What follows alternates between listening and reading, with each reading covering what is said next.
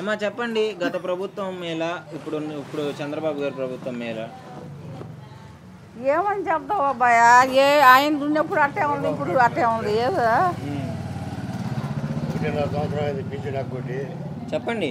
అదే ఇస్తే కదా 60 ఏళ్ళు దాటిన వాళ్ళకి కొట్టేసా. 50 ఏళ్ళకే ఇప్పుడు పింఛన్ ఇస్తా అంటున్నాడు చంద్రబాబు గారు. 68 సంవత్సరాలు అయింది కొట్టిపోయి. సో అది కొంచెం ఇబ్బంది.